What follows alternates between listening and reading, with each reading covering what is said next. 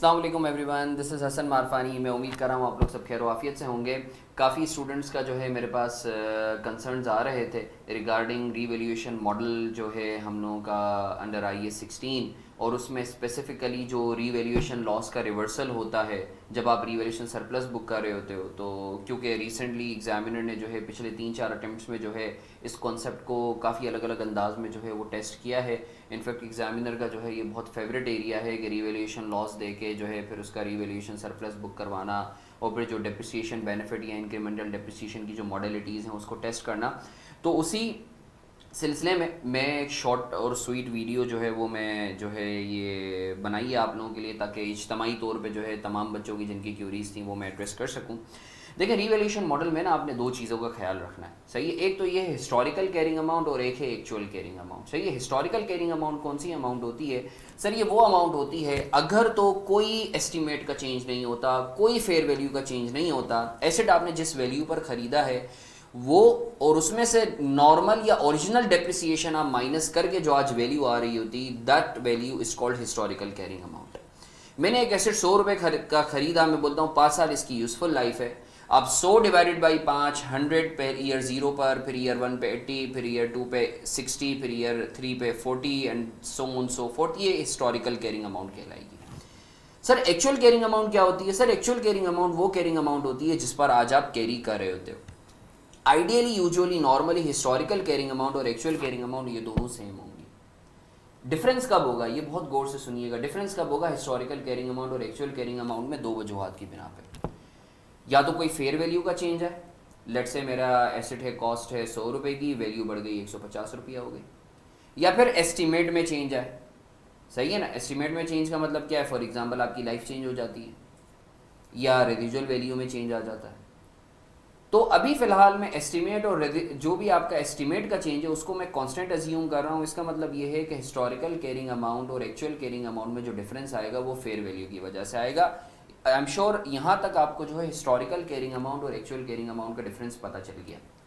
अब इसका इम्पैक्ट क्या आता है ज़रा हम इसको क्विकली देख लेते हैं, फिर लॉस को हमने किस तरीके से रिवर्सल को ट्रीट करना है वो हम लोग उस पर बात कर लेंगे। देखें, लेट से मैंने एक एसेट खरीदा 100 रुपये का, हिस्टोरिकल कैरिंग अमाउंट है 100 रुपया, यूजफुल लाइफ है 5 साल। 5 सालों पे I expect I would be taking economic benefit from this asset over the period of 5 years से। अब इसका डेप्रिसिएशन एक्सपेंस कितना चार्ज करता? अगर तो मैं करता, आज मैं ईयर 0 पर खड़ा हूँ, मैं डेप्रिसिएशन एक्सपेंस चार्ज करता 100 डिवाइडेड बाई 5, 20 रुपीज़ का डेप्रिसिएशन चार्ज करता, सही है ना। अब सर मैं बोलता हूँ कि यार इसकी वैल्यू 100 से बढ़ के 150 हो जाती है, 100 से इसकी वैल्यू बढ़ के हो जाती है 150, मतलब इसकी एक्चुअल कैरिंग अमाउंट हो जाती है 150। तो हिस्टोरिकल कैरिंग अमाउंट से, याद रखिएगा, हिस्टोरिकल कैरिंग अमाउंट से आप जितना ऊपर जाते हैं उतना आप सरप्लस बुक करते हैं। Historical carrying amount is the base, सही है। हिस्टोरिकल कैरिंग अमाउंट से जितना ऊपर जाएंगे आप सरप्लस बुक करेंगे। तो मैंने 50 रुपये का सरप्लस बुक कर लिया और पीपी को बढ़ा दिया, 50 से डेबिट कर दिया। अब सर अगर अब आप डेप्रिसिएशन निकालते तो आपका डेप्रिसिएशन कितना आता? अब आप 150 को डिवाइडेड बाई, आप 150 को डिवाइडेड बाई 5 करते तो आपका डेप्रिसिएशन एक्सपेंस 20 की जगह 30 आता। तो ये जो इजाफी 10 का डेप्रिसिएशन है, this is called incremental depreciation. अब इंक्रीमेंटल डेप्रिसिएशन निकालने के दो तरीके हैं। पहला वाला तरीका जो स्टैंडर्ड तरीका है, जो जिसको आपने फॉलो करना है, वो है तरीका surplus divided by remaining life. Surplus है आपका 50 का, रिमेनिंग लाइफ है आपकी से 5 साल, रिमेनिंग लाइफ है 5 साल, तो आपका इंक्रीमेंटल डेप्रिसिएशन आ गया 10। अभी मैं इसकी मॉडलिटीज़ में नहीं जा रहा क्योंकि मुझे रिवर्सल ऑफ लॉस के हवाले से बात करनी है। अच्छा, इसका एक और तरीका है जो रिकमेंडेड नहीं है, बट अगेन जो है क्या कहते हैं, आप चाहो तो एक तरीके से आप इसको जुगाड़ू तरीका भी कह सकते हो, but I would never recommend आप पहला ही तरीका यूज़ करें कि सर आप देख लो अगर कुछ ना होता तो डेप्रिसिएशन कितना होता और आज डेप्रिसिएशन कितना है, उन दोनों का डिफरेंस आप ले लो तो आपको पता चल जाएगा इंक्रीमेंटल डेप्रिसिएशन कितना है, सही है ना। तो सर आपका इंक्रीमेंटल अगर कुछ ना होता तो आपका डेप्रिसिएशन कितना होता? ओरिजिनल डेप्रिसिएशन 20, आज आप चार्ज कर रहे हो 30, तो इंक्रीमेंटल आ रहा है 10। तो ये दो तरीका कार होगा इंक्रीमेंटल डेप्रिसिएशन निकालने के। आई वुड रिकमेंड कि आप पहला वाला तरीका यूज़ करो। दूसरा तरीका मैंने आपको सिर्फ आपकी नॉलेज के लिए बता दिया कि जो भी सरप्लस है उसको डिवाइडेड बाई रिमेनिंग लाइफ कर देना है, सही है। अब इसी चीज़ को मद्देनजर रखते हुए अगर इसकी फ्लिप साइड हो जाती है तो क्या होगा? सर लेट से मैं बोलता हूँ मेरा एसेट है जिसकी हिस्टोरिकल कैरिंग अमाउंट है 100 रुपया, यूजफुल लाइफ है 5 साल, अगर कुछ ना होता तो डेप्रिसिएशन एक्सपेंस होता 20। अब मैं बोलता हूं कि सर हिस्टोरिकल कैरिंग अमाउंट से अचानक से जो है डिप आया और इस एसेट की वैल्यू जो है 100 से कम होकर 60 हो जाती है। तो आपने पढ़ा होगा कि हिस्टोरिकल कैरिंग अमाउंट से जितना नीचे जाएंगे उतना लॉस बुक करेंगे, तो लॉस आ रहा है 40 का। अब सर अब अगर मैं डेप्रिसिएशन चार्ज करता इस एसेट पे, अज्यूमिंग 40 रुपए का आपने लॉस बुक किया है, तो अब इसके ऊपर जो डेप्रिसिएशन चार्ज होता वो 60 डिवाइडेड बाई 5 12 का होता। इट मीन्स कि if we would not have taken into account the revaluation loss का इम्पैक्ट, तो मेरा डेप्रिसिएशन होता 20 ओरिजिनली, बट लॉस का इम्पैक्ट लेने के बाद मेरा डेप्रिसिएशन जो है वो कम होके हो गया है 12 का।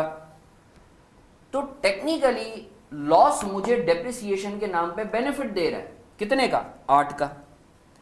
भाई लॉजिकल सी बात है ना, अगर कुछ ना होता तो we would have charge depreciation of ₹20 in PNL, but अभी आप डेप्रिसिएशन चार्ज कर रहे हो 12 का, आप देख भी रहे हो, आ भी रहे हो, तो इसका मतलब है कि बेनिफिट मिल रहा है आपको डेप्रिसिएशन के नाम पर 8 का। इसका मतलब है लॉस अपने साथ डेप्रिसिएशन का बेनिफिट लाता है। जिस तरीके से सरप्लस अपने साथ इजाफी डेप्रिसिएशन चार्ज करवाता है, सही है ना, पीएनएल में, इसी तरीके से लॉस अपने साथ डेप्रिसिएशन का बेनिफिट लाता है। तो आई एम श्योर आपको ये चीज क्लियर हो गई कि भाई बेनिफिट जो है वो लॉस की सूरत में होता है, किस तरीके से कैलकुलेट होता है। इसका भी वही फॉर्मूला है कि सर डेप्रिसिएशन बेनिफिट कैसे निकालेंगे, loss divided by remaining life, 40 divided by 5 8 आ रहा है।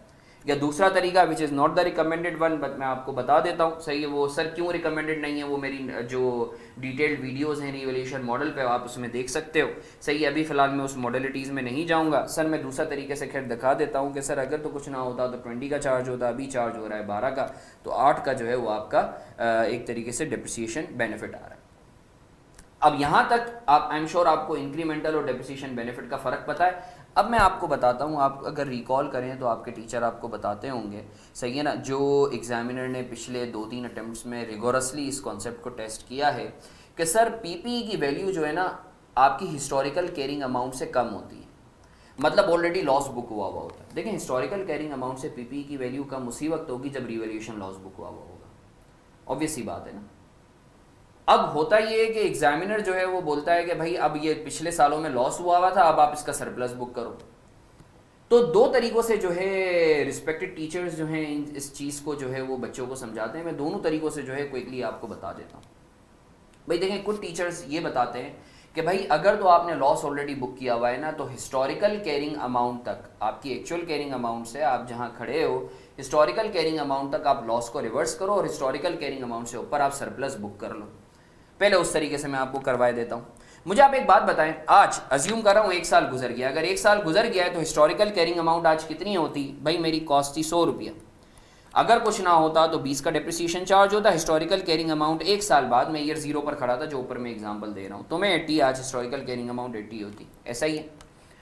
मगर आज जो है चूंकि मैंने लॉस बुक किया है 40 का, मैं केस 2 को जो है वो बेस बनाते हुए चल रहा हूँ, तो चूंकि मेरी एसेट की वैल्यू जो है वो हो गई थी 60, क्योंकि 100 माइनस 40 का लॉस बुक किया था और 12 का 1 साल का हमने डेप्रिसिएशन चार्ज किया, तो आज हम खड़े हुए हैं 48 पर, ऐसा ही। अब अज्यूम करें कि जब मैं मार्केट में जाता हूं 1 साल बाद तो फेयर वैल्यू हो चुकी है 100 की, सही है। तो सर मुझे बताएं कि आप 48 पर खड़े हैं और आपको जंप लगानी है 100 पे। कितने से जंप लगानी है? 52 से आपने लगानी है, सही है ना, 48 माइनस 100। तो आप पीपी तो डेबिट कर दोगे 52 से, पीपी में तो 52 से डेबिट आ रहा है, सर क्रेडिट क्या करेंगे? तो सर कुछ रिस्पेक्टेड टीचर्स इस तरीके से बताते हैं कि देखो यार, आप जहां खड़े हो ना उससे हिस्टोरिकल कैरिंग अमाउंट तक आपने जो है लॉस को रिवर्स करना है और उससे ऊपर आपने सरप्लस बुक करना है। तो सर वही सोच को, वही कॉन्सेप्ट को सामने रखते हुए हम इसको करते हैं कि भाई आज आप खड़े हो 48 पे, हिस्टोरिकल कैरिंग अमाउंट है 80, तो 48 से 80 का जो डिफरेंस है 32, उससे आप लॉस रिवर्स कर दो। ये देखो मैंने लॉस को क्रेडिट करा है, और हिस्टोरिकल कैरिंग अमाउंट और फेयर वैल्यू का हिस्टोरिकल कैरिंग अमाउंट से जितना ऊपर है, जो कि 20 है हमारे केस में, उससे मैंने सरप्लस बुक करा है। आई होप आपको ये चीज क्लियर है। अच्छा, कुछ टीचर्स ये बताते हैं कि भाई देखो, जितना लॉस आपने बुक किया है ना उसको नेट ऑफ बेनिफिट पहले रिवर्स करो। तो सर नेट ऑफ बेनिफिट का मतलब क्या है?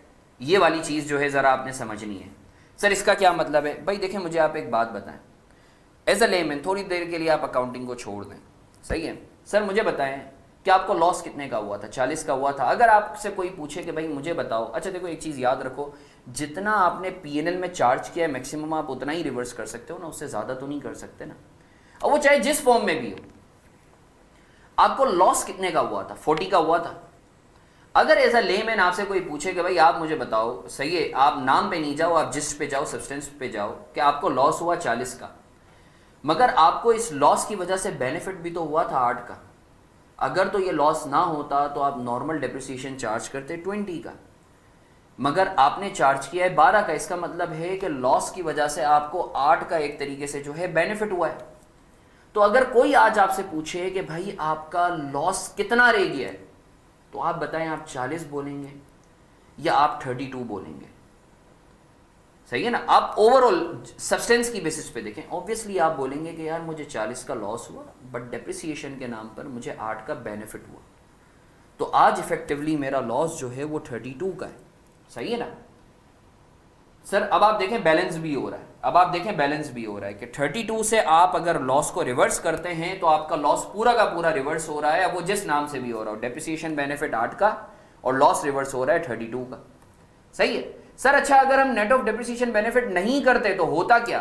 तो आपका पीएनएल में जब आप रिवर्सल चलाते तो 2 तरीकों से आ जाता। आपने लॉस बुक किया होता 40 का, मगर डेप्रिसिएशन बेनिफिट के नाम पर आप 8 रिवर्स कर रहे होते और आप लॉस को रिवर्स कर रहे होते 40 से, तो आप 48 से रिवर्सल चला रहे होते, which would not have been prudent.